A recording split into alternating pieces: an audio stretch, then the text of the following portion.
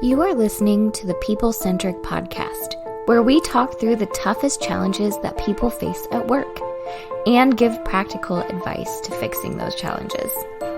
Thanks for joining our movement to create workplaces that are happier, healthier, aligned, and empowered by putting people at the center of all that we do.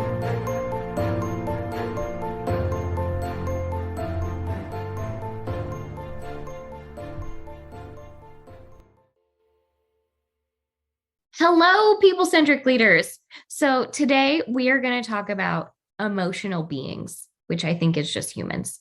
But the story that I have is, I don't know why I'm leading this one, because I am bad at emotions. I'm bad at them. I recognize this. I have worked to understand them more, but I'm very bad at them. I can't identify my own. I can't identify it in others. I don't know what to do with it. I'm bad at emotions, but we're going to talk about this. Maybe my team can help me.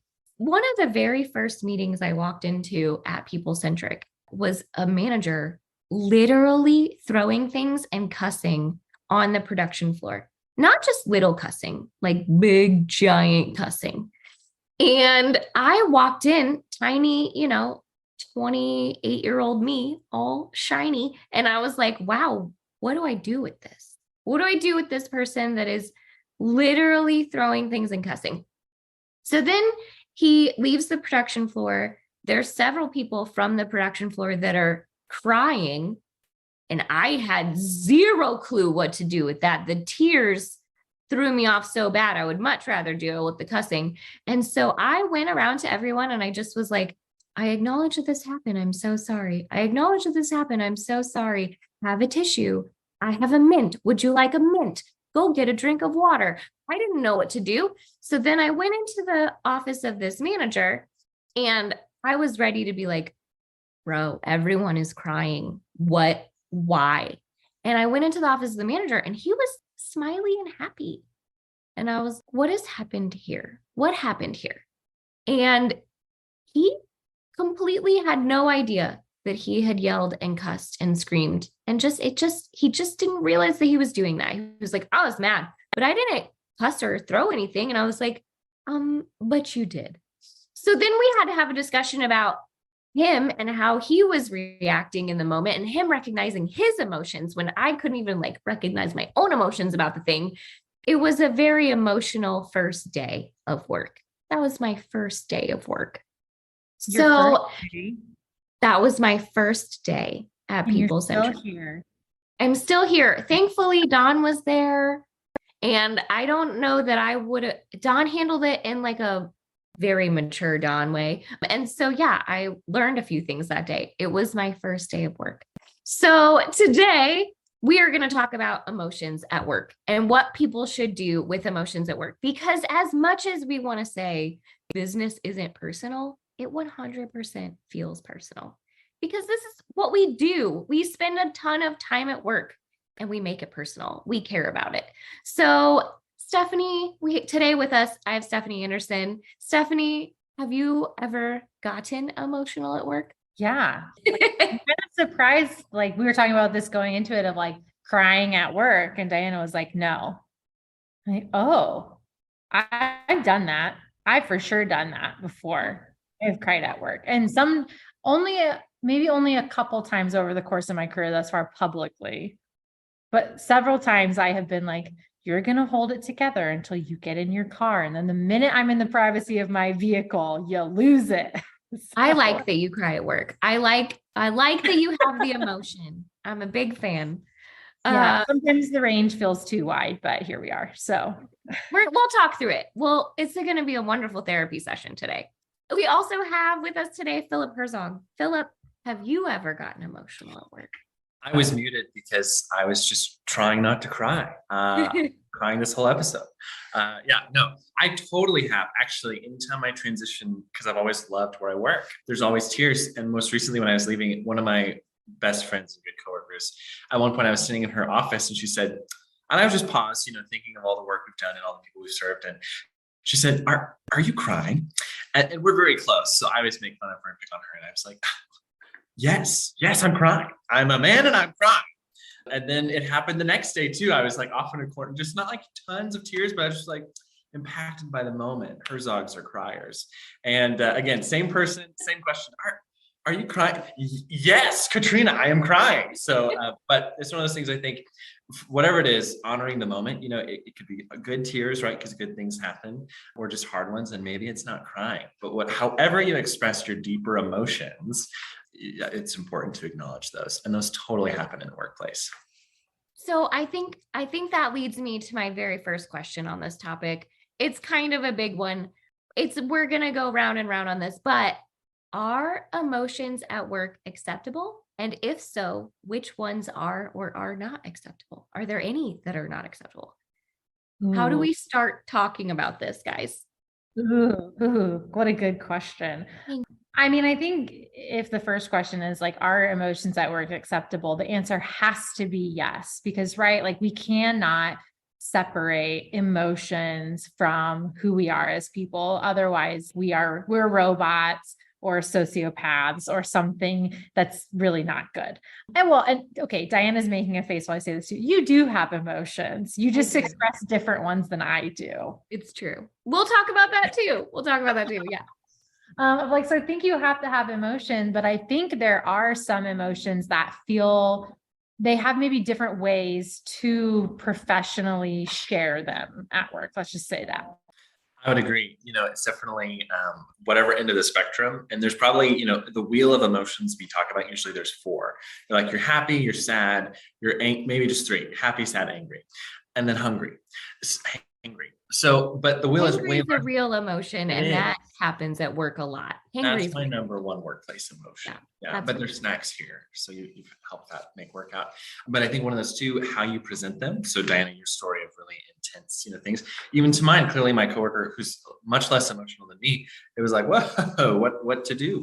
There's a couple tears in the corner. So, how to do that in a way where it doesn't shut people off and it doesn't interrupt the work of a team getting done. And maybe there's a difference between being emotive and being hyper emotional. I think emotions are in the mix of both of those things. Yeah, I think the one emotion that like most frequently gets talked about in professional spaces is anger, right? Like if you were listing those, and like generally, I think number one, in business, we're told like anger in any aspect is unprofessional. And then 2, I think culturally in America, anger is generally an unacceptable emotion. And I think it does depend on like how you were raised in the culture that you were in. But I think a lot of us struggle with expressing anger, and maybe that's a pretty repressed emotion for a lot of people. So typically when we see anger expressed in the workplace, it is those like the story, Diana, you shared of like, it is explosive. It is a volcano of anger. So maybe start there of like, for you guys, and we'll each just speak from our personal experience, like how do you express anger at work? And because I think there is an appropriate time and place for expressing anger. I think there's a professional way to do that. So I'm curious to hear like how you guys do it, and I'll share too, but how we express anger at work, and like when would you do that and why? I'm glad you asked this, because I do feel like my go-to emotion, if something is bothering me, my go-to emotion is anger. I'm instantly mad about it. And maybe it's because I don't like that I have to have an emotion about it, right? I'm instantly mad. However, my anger isn't an explosive anger. It's more of a silent, sit on it, think about it anger. It's a cold, scary anger. And so I sort of sit and wait for the right moment to lash out and strike very harshly with my very sharp tongue. And so I've had to learn to reel that in pretty quick. Otherwise, I have definitely lashed out with my tongue quite a bit. Yeah, I think that's the slippery one, right? Or it's like, ooh, I just said that, and I probably should not have said that to you in that way with that tone or at all. Tone is the tone for me. I could say the nicest thing ever, but sound mad because I am. Yeah, I think for me, like anger at work, I find myself becoming very direct if I am angry, and I will literally just tell you, you're making me very mad right now. And there's usually a point I point my finger at them when I Oh, say the it. finger point. No, they know. Yikes. You can't, it's not like, oh, them behind me. No, you are making me very angry right now. Stop. For the people who are closest to me will know, they'll be like, Philip, you were angry because you were using your business tone. So when Philip is angry, I take all the personality out of it, and it's just, it feels sterile and cold. And in my mind, that's me calming myself down to stay neutral. Because again, so much to emote. This is better for all of us if I don't burst out the way I would want to. But then again, timing, tone, and turf of it, those are just like things I always think about in communication. The timing might be right. The turf, right, might be the right setting if it's a one-on-one thing. But then if your tone is off, then you've ruined the whole message you're trying to send. So probably for me, most often, no. And this is maybe not always the healthiest, but I bet a lot of people listening could relate to. If I am angry, I usually think, is it worth bringing it up? If the conflict is really an important thing. Otherwise, sometimes you just need to be angry, and however you deal with that, let it go, because maybe it's not worth bringing it up and balancing that out. But if I take it home with me, that's usually how I measure if it's a big enough deal.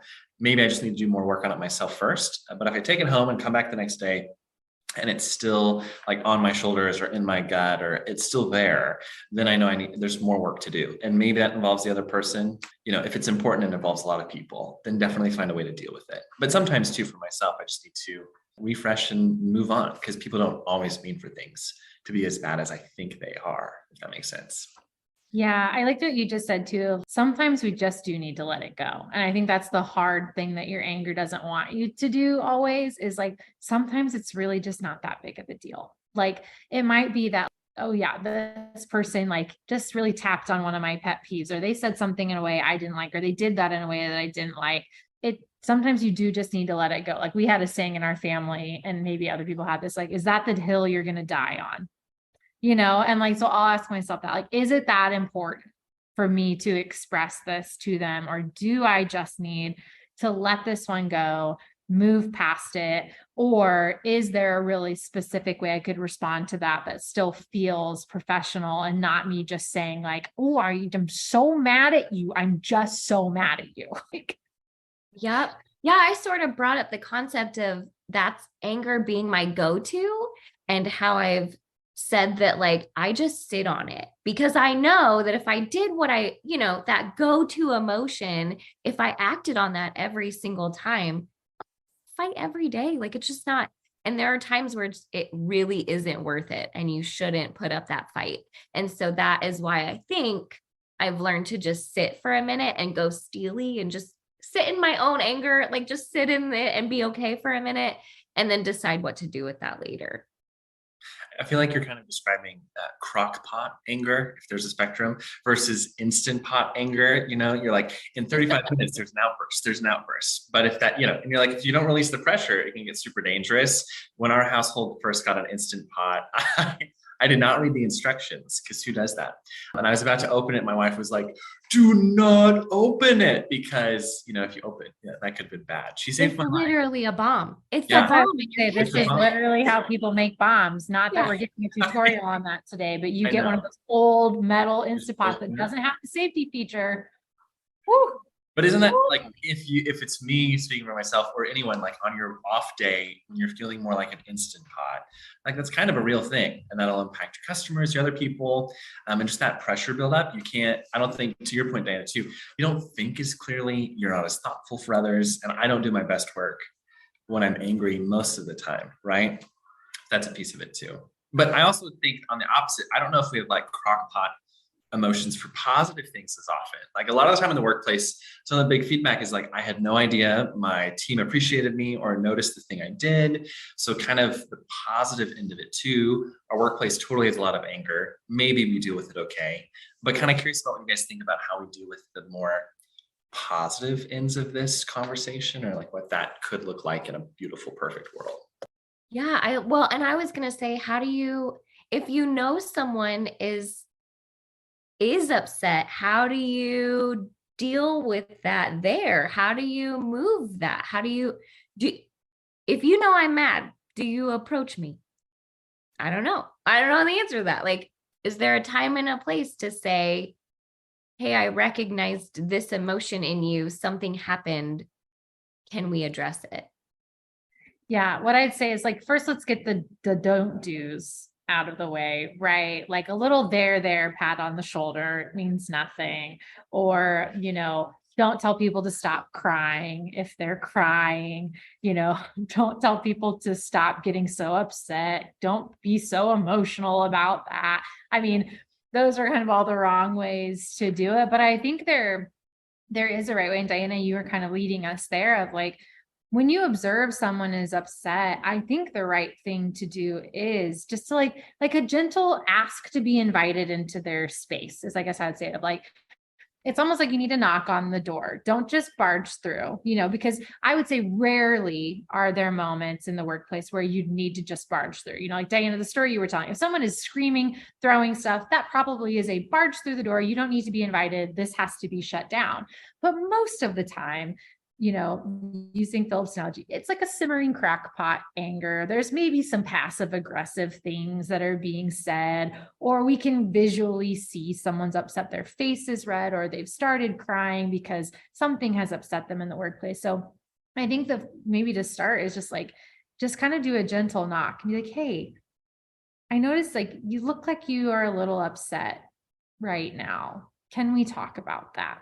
And like kind of ask to be invited into the space if it's not one of those like super high critical moments, and say like, I'm noticing something's wrong here. Could we talk about that? And allow the person to actually like express what's happening. And it may just be like, I know for me, sometimes if I'm upset, I just need a reset. Like I just need to get up out of my chair. I need to go for a walk, or even sometimes just like a temperature change. Like I've heard people say they'll go into their work bathroom and just run their hands under cold water, then hot water, and cold water, hot water, and just like literally a reset of your nervous system if you're upset. But like sometimes people just need permission, especially if you're a manager, that they can step away for a minute and process that. They don't have to do that in the middle of the meeting. They don't have to do it in front of other people. And generally, I would say, I think it's bad idea to do this in front of other people if you need to like knock on the door. I love that. I do love that. And we've talked a lot about the emotion of anger, because I think anger comes out as frustration. Anger comes out as snarkiness. Anger comes out as sarcasm. There's a lot of ways that anger and frustration come out in the workplace. But I want to take a second and address the sadness emotion as well, because Philip, you kind of said there's anger, sadness, and happiness. And so I wanted to like address those three big ones at the workplace. So how do you guys deal with sadness, and when are those moments where you feel sadness in the workplace? I mean, just an example of this was working with a team recently that they had been putting together a really big plan and a project of something they strategically wanted to do. And that plan hit a brick wall, and they are not going to be able to do it anymore. And I mean, this is something the team has invested a lot of time and emotion into. I mean, even gotten voices from their community involved in this. And now we have hit an absolute brick wall. They are not going to be able to do it. Or if they are, it's going to be a long time, like years from now, before this is possible again. And we were just talking through that and kind of having a moment of realizing like they didn't want to talk about it with the team because like, well, people are going to be really disappointed that we can't do this. When we finally share this down throughout our organization, people are going to be so disappointed. And I kind of went to them and was like, well, I think that's okay. I think there probably is a moment of grieving this project that organizationally we need to do here. And that like, we don't always have to rush past those emotions. Sometimes things do change, projects change, people leave our organizations, worst case is someone passes away, and we need to take a moment to grieve and just process that and say like, almost, Diana, you talked about when we were prepping for this, the idea of like weddings and funerals culturally. So I'd love for you to say more about that, but like, we need to almost have a funeral for this idea and say, we're all sad that it happened, but like, we don't want to live there. Yeah. I, a couple of years ago, wrote a blog about weddings and funerals as they relate to work. And Dawn and I talk a lot about how every culture in the entire world has a celebration of life and a celebration of death, right? Every culture has their own version of a wedding and a funeral. And those things are there because humans need them. We as humans need a moment of closure to mourn the thing that has gone away, and a moment of celebration to celebrate and be excited about new beginnings and new things that are coming. And we feel very strongly that businesses need that too. You as an employee in a company need to be able to say, I'm very sad that this thing didn't happen. I'm very mad that this thing didn't happen. I'm very upset that this didn't go the way I wanted it to go. I don't like the failure. I need a literal moment of silence to grieve, to process, and to move past. And then we also, as businesses and people in business, need a moment to celebrate. We need to say, I am so proud of what we've accomplished, or this is going to be the new best thing. We're very excited for this direction. There's a new person, there's a new product, there's a new beginning. We need those things in our brain to sort of signify the end and the beginning, the old and the new. And we believe that there should be literal moments like that in companies and businesses. And that sort of leads into the like happiness emotion, right? The celebration side of it. And I'm not sure that we as businesses do enough of celebration. So how do you guys recommend, and when do you recommend that sort of celebration?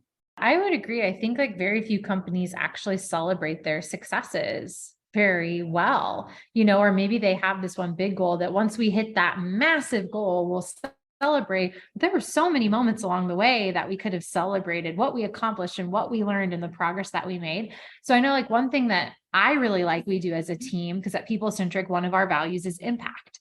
And so a couple of times a year, we just get together as a team for literally the purpose of sharing impact stories. We have a channel in our Microsoft Teams where people can put impact stories. So as we work with our clients and as we're out about in the communities and our world, that we can actually share, these are the moments, these are the things that are happening where we're actually making a difference in people's lives. We have a couple other clients who they'll, start meetings with like a mission moment where somebody shares a story of where somebody on the team really lived out the mission really well, or did something that was exceptional and shared that. So I love like just building that into like your normal cadence of your work in your life is like, we just need to celebrate this more often and celebrate successes and celebrating that the work we're doing is making a difference. We're making progress toward that big thing we were hoping we would. I love that. I was thinking too, just because it's timely, I guess it would be my grandpa-in-law passed away about 3 months ago, and yesterday would have been his 90th birthday. And what was really interesting just on this topic of funerals, at his funeral was a letter that he had written long before, his kind of season of transition had come. My mother-in-law had just found it one day, cleaning a room. So she kept it for years and years. And in it, he literally wrote, read this at my service. He had never told anyone, which was just communication. It could have been clear, but they found it, so it worked out. But the letter was really cool because it kind of says all these very important things about his life, and it's like this very dramatic setting to have it read. But it was one of the most touching ceremonies I'd ever been to. But again, kind of to your point, do we do that, as organizations or just as people until it doesn't have to wait until the end. So if you can write that kind of whatever it is, don't give flowers to people when they're gone, give them to them now, make the best use of it now. So I think it could be super simple things too, instead of just the phrase, good job. If that's in your vocabulary, that's not bad, but it's not great. If you can make that a little better, of like, hey, Diana, thank you so much for putting the podcast together. The time you take making these questions elevates the experience for all of us. Like that's also saying good job, but way more specific to you. So I think in a very simple way that's practical for all of us, like make our good jobs meaningful, and then you can elevate it from there. I love those. Okay, so we've talked about anger, we've talked about sadness, we've talked about happiness. I kind of want to lean in a little bit more into how do we help in those moments? How do we help each other? How do we recognize our own emotions? Kind of lean into the conversation of what do we do when we're there? So yeah, any advice for our listeners for either when you're in an emotion or when you see someone in an emotion, what do you do with that? I mean, I think one of the best things you can do is just like acknowledge that. right? Like acknowledge you are feeling a feeling. And for some of us, that's more comfortable than others, and even like for this group, even like some people are more comfortable expressing that, but like figure out how to do that in your own way and like acknowledge this. Cause like what I would say too is some of these, like, we hit 3 huge buckets. There's lots of feelings under anger. There's lots of feelings under happiness. There's lots of feelings under sadness. And like, so try to like pinpoint that as specifically as you can, because that'll usually help you figure out why you feel that way. And then once you know why you feel that way, then you can do something about it. So that way, if like, if I'm mad at my coworker, okay, what am I actually feeling? Am I annoyed with them? Am I frustrated? Am I disappointed? Like, what actually is that? And then I can figure it out, because if it's, well, I'm disappointed. Well, it might be because maybe there was a mistake that we keep making as a team and I don't like that. And so that makes me upset that I see we keep missing this step in the process. Well, then I could do something about it. I could go to my team and say, guys, I see that we keep missing this step in the process. And that makes me feel like disappointed that like we aren't following what we set out to do. So I'm sure other people feel that way. What ideas do you guys have so we can do better with this? So it's sometimes just even acknowledging that it exists. Like, don't try to like shove it all away and process it after work, because that doesn't work. And these are things that I learned from my therapist. It's still there. Just because you shoved it down or pushed it away, it's still there. It doesn't just disappear. But then like dig a little deeper with that. And there's some great tools out there of like those emotion wheels, or Brene Brown wrote a really cool book called Atlas of the Heart, where she dives into what each of these different emotions actually mean to help give you better language to learn how to deal with all of your big, beautiful feelings. I do love that. I love those. And I do think it's more and more common for people to be able to say, I am frustrated with this. I am upset with this. I don't love that outcome. And I think the more that you say that in your organization, the more others will do that too. I do think if one person's doing it and if there's no bad repercussions from it, more will do it, right? And I think just calling it out and saying, man, I just think that really sucks. And I am sad by that, or I am frustrated by that. And giving the situation and emotion, I think is great. I think it moves everyone in the same direction. Yeah. With that, I think just my last thought on this, I guess, usually too, people not acknowledging it just for the sake of acknowledging, because we can all tell if it's sincere versus not. But when you genuinely care about the person who's experiencing, whatever emotion it is, being able to lean into that and just like, whether it's gum or a mint or just being there, sometimes a presence is all you need to do. So just being present with them in that, I think is helpful and significant. That's awesome. Yeah. Yeah. All right. Well, I think we've covered a lot of things about emotions. Obviously, this is a 30-minute podcast. We can't get to it all.